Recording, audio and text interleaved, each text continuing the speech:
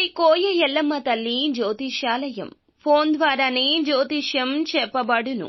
విద్య, ఉద్యోగం, వ్యాపారం, ప్రేమించిన వారు దూరం అవడం, భార్యాభర్తల మధ్య గొడవలు, అత్తాకోడళ్ల మధ్య మనస్పర్ధలు, కుటుంబ సమస్యలు, ఆర్థిక సమస్యలు, పెళ్లి కుదరకపోవడం, సంతానం ఆలస్యం కావడం, స్త్రీ పురుష వశీకరణం, చెడు ప్రయోగ నివారణ మొదలగు ఎటువంటి సమస్యలకైనా పరిష్కారం చూపబడును. స్త్రీ పురుషులకు ఎటువంటి సమస్యలు ఉన్నా నమ్మకంతో కాల్ చేయండి.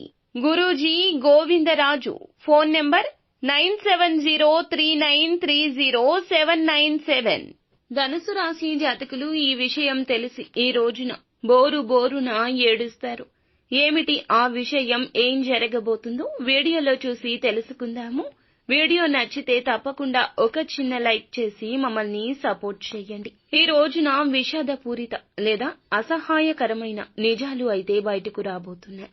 ముఖ్యంగా ఎప్పటి నుంచో అనుమానం ఉండి స్పష్టత లేక ఎప్పటికీ వదిలివేసిన విషయం ముందుకొస్తోంది. తెలిసిన కొందరు ఈ రాశిలోని వారు బోరున ఏడుస్తారు. ఎందుకంటే కొన్నిసార్లు నిజాలు ఎంత నిర్దాక్షిణ్యంగా ఉంటాయో, దెబ్బతీస్తాయో ఈ రోజున అనుభవం అవుతుంది. ఏం జరుగుతుందో కొంచెం విపులంగా చూద్దాము.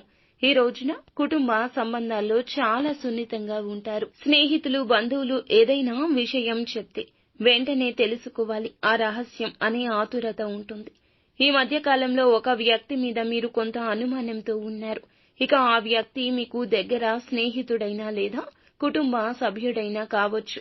మధ్యాహ్నం 2 గంటల నుండి సాయంత్రం 6 గంటల మధ్యలో చాలా కాలంగా వెతుకుతున్న నిజమైతే ఎటకేలకు బయటకొస్తుంది. ఇదొక మోసం కావచ్చు. ముఖ్యంగా డబ్బు సంబంధితమైన సాన్నిహిత్య సంబంధం, ప్రేమ విషయంలో అయినా కావచ్చు.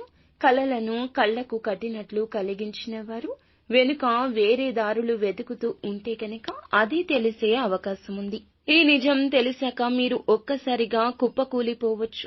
కొందరికి ఆవేశం ఎక్కువవుతుంది, కానీ కొందరికి కన్నీరు మాత్రమే వస్తుంది. ముఖ్యంగా ఈ రోజున ఈ రాశి వారు బయట కంటే లోపల ఎక్కువగా మదన పడతారు. కాబట్టి ఎవరూ చూడకుండా ఏకాంతంలో కూర్చొని బోరున విలపిస్తారు. ఈ విషయంలో మీకు 2 మార్గాలు ఉన్నాయండి.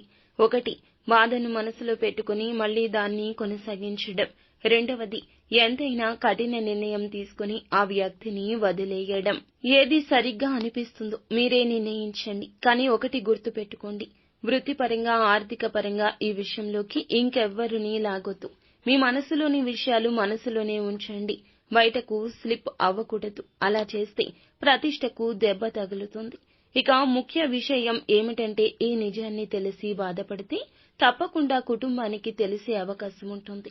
మీ యొక్క భుజాలపై మీ ఇంటి వాళ్ళు సానుభూతి చూపిస్తారు. కానీ సమస్యలను పెంచాల్సిన అవసరం లేదు కదా.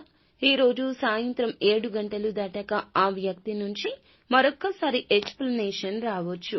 నిశ్శబ్దంగా వినండి. తక్షణ నిర్ణయం వద్దు. ఆలోచించండి. ఆర్థిక పరిస్థితి పరంగా ఈ నిజం డబ్బు సంబంధితం కావచ్చు. ఇలా అనుకొని లోటులు కూడా బయటపడవచ్చు. ఈ ఖర్చులు ఎటువంటి ఘర్షణ లేకుండా సామరస్యంగా ఎదుర్కోండి.